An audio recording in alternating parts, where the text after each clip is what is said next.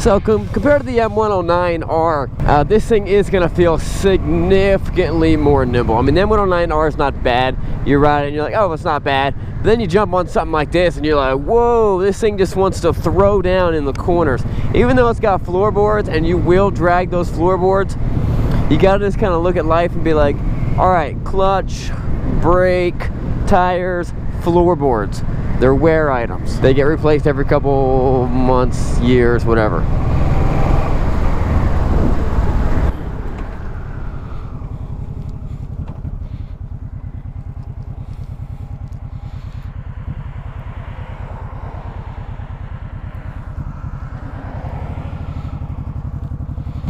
I like that while you're riding, you get to look at all this cool stuff. You get to see the road down here. On a fairing bike, you don't see that. You see your headlight, these wide bars. It's what's nice, and this bike is very simple. Clutch, brake, shift. You know what I mean? There's not much going on here. It's very simple. There's not much to brake. There's not any extra electronics, just the bare bones that you need to get it done. There's even a gear indicator down here that tells you what gear you're in. Now, it's not the easiest thing. You know, you gotta kind of glance down at it.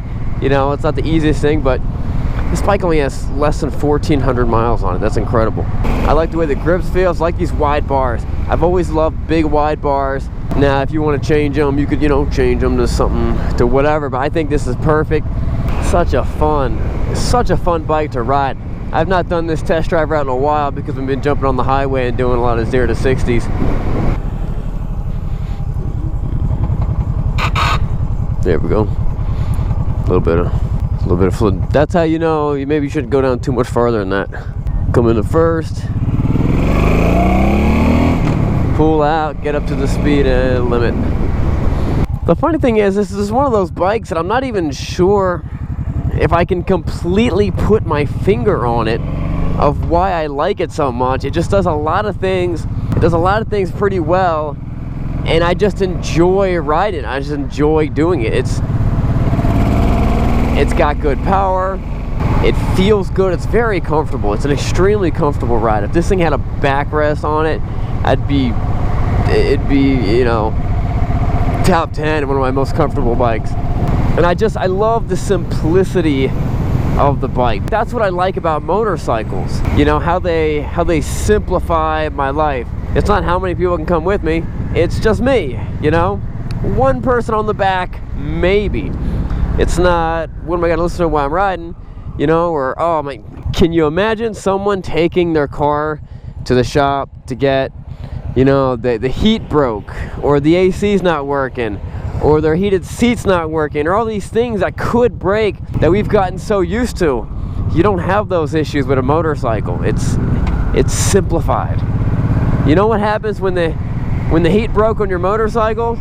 It changed. The season changed. The heat broke on this thing, you know, a couple weeks ago, because now it's nice and cool and it feels amazing, you know. And you just deal with it and you adapt. I just like that that rawness, you know. Obviously it doesn't make sense for us to be riding horses all around the county or all around the state, but you got your iron horse right here. You just throw gas into it, change your oil every couple months.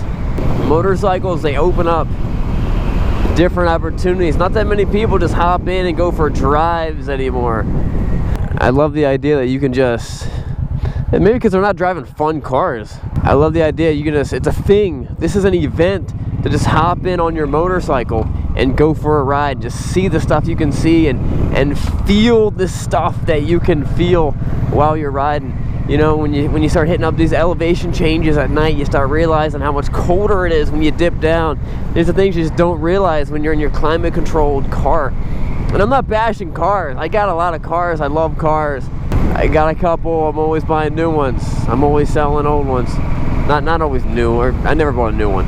So if you were looking for some of the best bang for your buck, it really is hard to beat the imports, and definitely when it comes to the Boulevard, there really are great bikes. That's a ginormous tank on this thing. If you've been watching a lot of these videos and you've ever wondered, like, what's the deal with my gloves?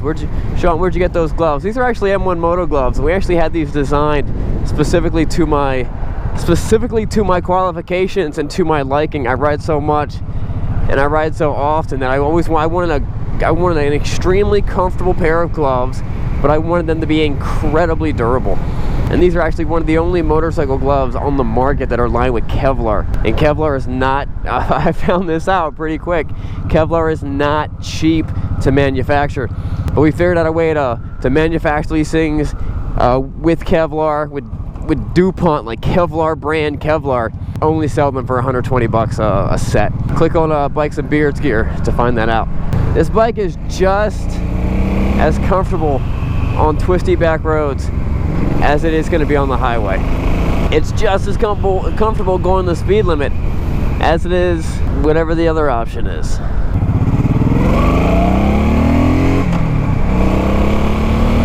Even though this is a large bike, nothing about it feels large. Braking's nice and responsive. Throttle is nice and light. The clutch is extremely light. I mean, you could one finger clutch it.